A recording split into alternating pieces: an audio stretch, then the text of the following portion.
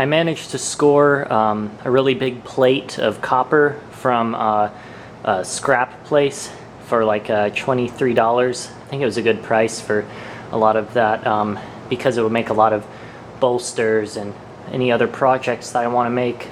And I'm just cutting it down a ways so I have more than enough to make the habaki, and then I'm going to cut it off before the hacksaw bottoms out.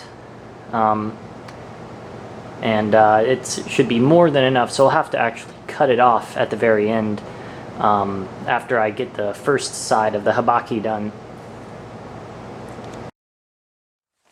So I have the piece of copper that I want to turn into the habaki, and I kind of figured that this will be about the thickness, and then once I hammer out the walls they'll go even higher and make the whole thing wider. So that should work out well. So now I'm going to hold this in some sort of tongs that won't really mar it, and then hammer out like the butterfly shape. When you do this, you kind of hold it off of the anvil and create a wing, and then you do it on the other side and create a wing. But for the other side, I'll need to cut some of it off. It's a pretty thick piece of copper, so I think I'm going to hammer it down first a little bit.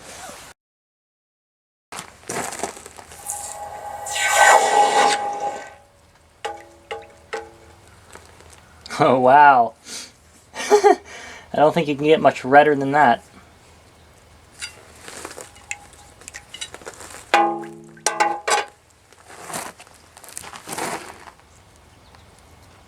Yeah, that's what happens when you quench a red hot piece of copper. It has to be just the right temperature too, so it gets that red color. That's pretty sweet. Well, now it's soft, so I can hammer it some more.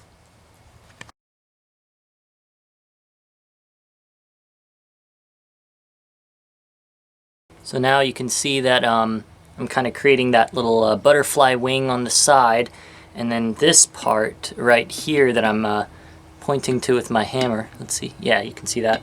Right there, that's going to be the part that's going to go on the very top and press up against the top notch, or the mune machi. Alright, so I want to cut about there. I want to be safe.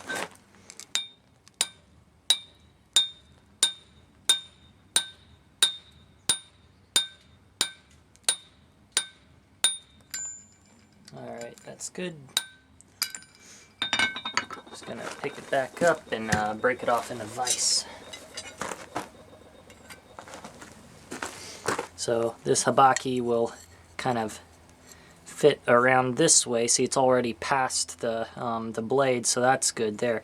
I might need to hammer it out a little more here, but that's no big deal.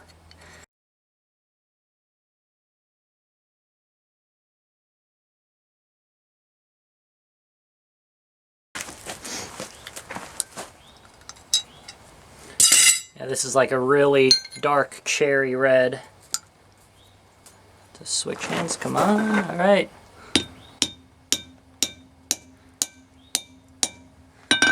Oh, that did it. Cool. Okay, I think what I forgot with the other ones is that wherever you're bending it, you're supposed to have like a little dip in it, because if you don't do that, then it's a lot harder to bend, and also the copper will kind of ride on the, it'll kind of ride on the two edges here.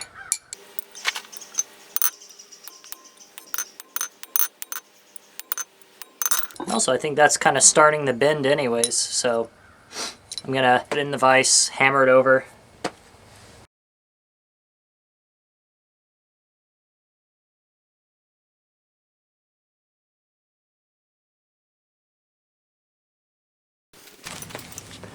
So I finally figured out a way to kind of get the habaki centered.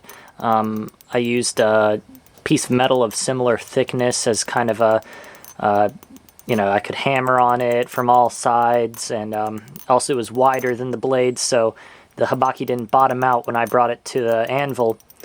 And I think I still need to file it inside a little bit.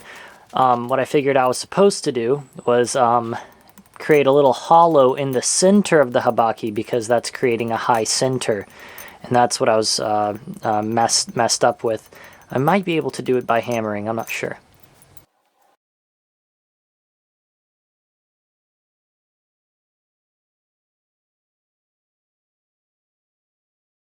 So now I'm filing the area that the mune machi will sit up against, or the spine notch, and you just want this to get square, and the other two sides should kind of be above it. So you see here what I'm doing is using the tang itself as kind of a mandrel, or a mandrel for stretching out the Habaki so it fits a little closer and closer and closer onto the blade. And this is for like the final stages of fitting it. And it's kind of useful. You want to stay at the very end of the tang, as much as you can when hammering, because you don't want to get close to that hardened edge at all when you're hammering on it.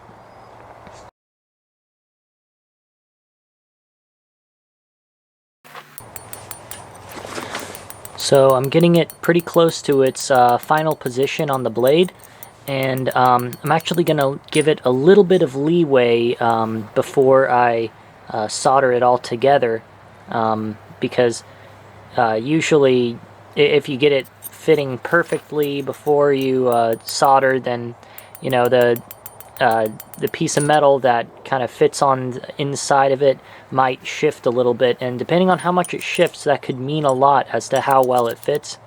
So you always have to err on the tight side, and you can always hammer it after it's soldered, as long as you use hard silver solder. I found this out the hard way, no pun intended.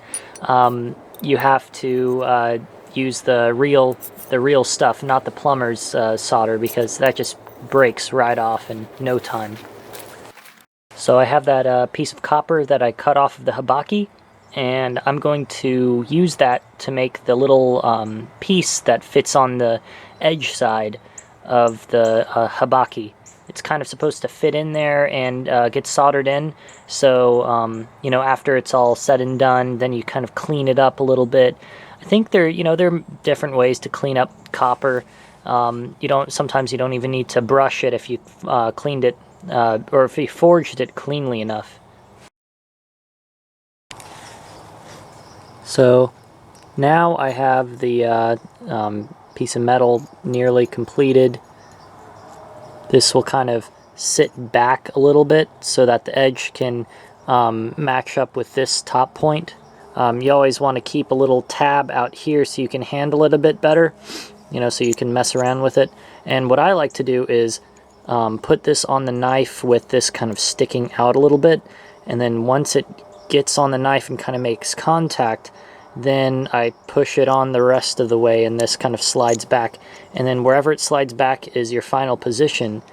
When you tighten it up on the tang, this machi wants to go down in that way, and then this kind of acts as a spring and keeps it on there. So to kind of sum it up, instead of putting two lines down either side, it can help, but what you really need to do is create a hollow where the top of the tang will be. Otherwise, you're just going to rock on a high center, and it's going to be no fun to file out. So might as well do that before. So also, one thing to do is to get very, very close to the final size of the top of the tang, right near the notches. That way you don't need to hammer as much, and also you don't have to run the risk of this getting too thin right here, because once this part gets too thin, then it's just not going to look right. So that's one thing to keep in mind. Next will be the soldering of this piece, and once this piece is done, it's kind of easy going as far as making the other pieces. There's not a whole lot of actual blacksmithing involved. It's just cutting out pieces, maybe doing a little bit of cold forging.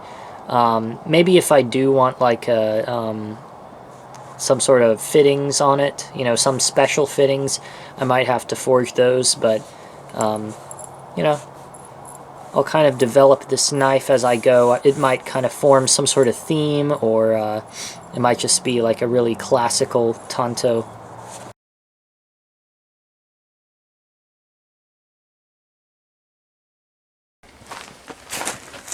Alright, got my hearing protection. Nothing like forging copper and listening to Gary Newman.